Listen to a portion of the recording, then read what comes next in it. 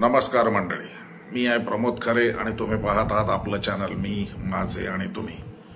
मंडळी, मटारचा सीझन चालू आहे आणि ओले मटार ज्याला आवडत नाहीत असा मनुष्य विरळा.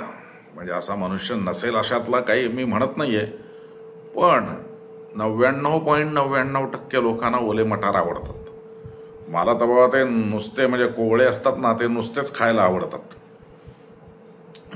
बटरवरती परतून त्याच्यावरती मिरी आणि लिंबू आणि मीठ पिळून तर आहा आहा हा मजा. त्या मटारचे अनेक पदार्थ असतात. आमची बायको करंज्या वगैरे करते, मटार करंजी, मटार पुरी वगैरे, किंवा इव्हन मटारचे पराठे वगैरे. पण आज मी तिला विचारलं की बाई काय, तर ती म्हणाली मटारच्या कचोऱ्या करते. ठीक आहे, चला जाऊया स्वयंपाकघरात, बघूया काय होतंय. मंडळी, आपलं YouTube चॅनल मी माझं आणि तुम्ही यावर तुमचं सर्वांचं स्वागत करते. आज आपल्या रेसिपीचा वार आहे, तर आज मी तुम्हाला मटारची खस्ता कचोरी दाखवणार आहे करून. तर ती कचोरी करण्यासाठी पहिल्यांदा आपल्याला लागणार आहे ते म्हणजे मटार,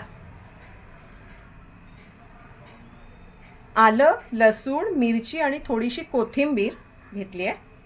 1 चमचाभर गरम मसाला, अर्धा चमचा जिरं.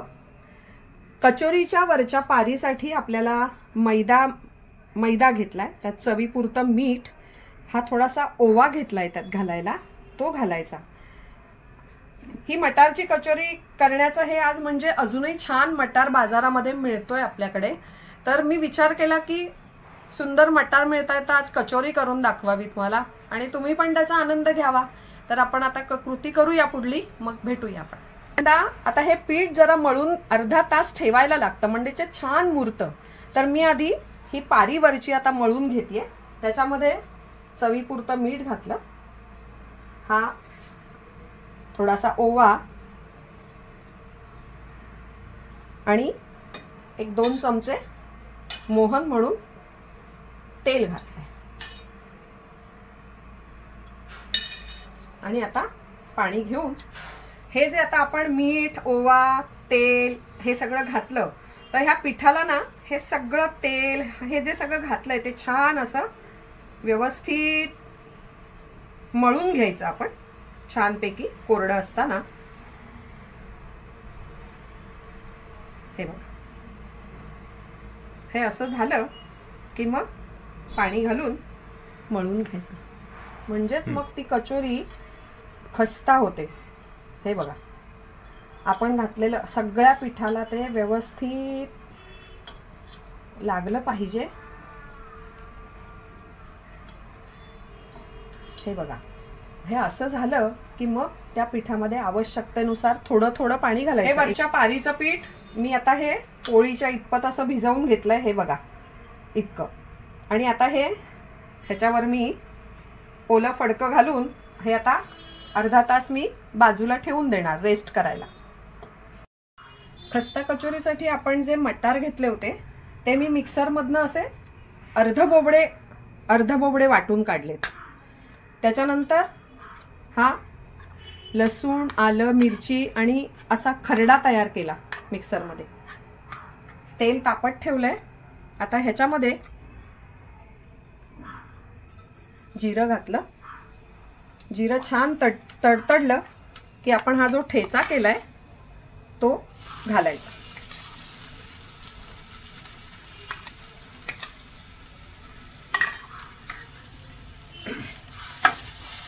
परतायचा छान.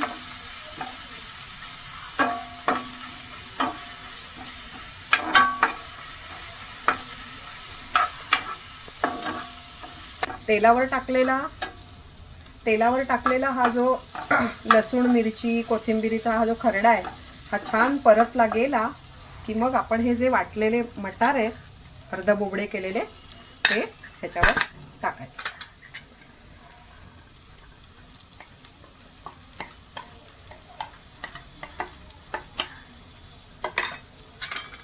आणि हे पण चांगले तेलावर कोरडे करायचं, छान परतून घ्यायचं. कारण एक फोडणीवर टाकलेलं मटारचं मिश्रण जे आहे ते पण छान परतून घेतलं पाहिजे, कारण एक हिमूळपणा असतो मटारमध्ये, तर तो गेला पाहिजे. आपण आता टाकलेले मटार हे बघा छान असे कोरडे झालेत आणि परतले गेलेत चांगले. आता त्याच्यानंतर ह्यामध्ये आपण आता 1 चमचाभर गरम मसाला, हा मी घरी केलेला आहे, तुम्ही बाहेरचा बाजारातला विकत आणला तरी चालेल. थोडीशी गुळमट चव द्यायला जराशी साखर घालते मी याच्यात, छान लागते कचोरीची चव. आणि हे थोडं लिंबू, हे लिंबू काढून घेतलेले आहेत, लिंबू पिळायचे. कचोरीची आता पुढली कृती म्हणजे आपण हे जे आतमध्ये भरायचं सारण केलं होतं तर ते पूर्ण गार झालं आणि त्यात मी चवीपुरतं मीठ घालून ते व्यवस्थित कालवून घेतलं. त्याच्यानंतर आपण हे जे कणिक मळली होती ती अर्धा तास छान भिजल्यानंतर मी आता त्याचे समान असे गोळे करून घेते. साधारण ह्या साईजचा गोळा करून घेते.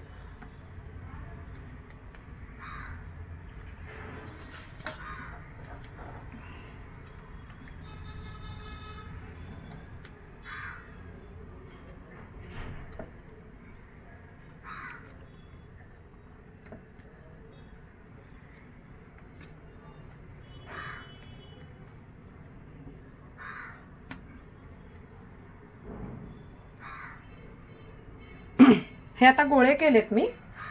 आता हा एक गोळा घ्यायचा, जर असं पीठ लावायचं, थोडंसं मी लाटून घेते त्याला.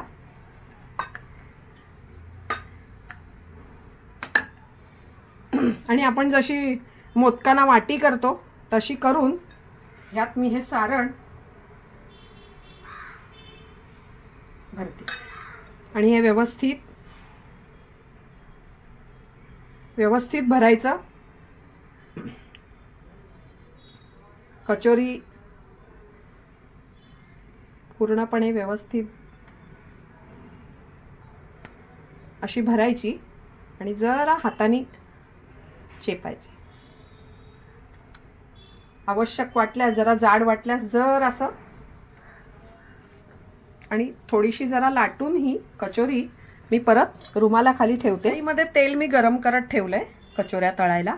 फक्त इतकंच आहे की कचोरी तळताना हे तेल अति गरम नको, एकदम उकळवायचं नाही तेल. मीडियम गॅसवरती टेम्परेचर थोडं कमी ठेवायचं आणि ह्या कचोऱ्या मंद ह्याच्यावरतीच तळून घ्यायच्यात. तर आता मी कचोरी तेलामध्ये सोडते.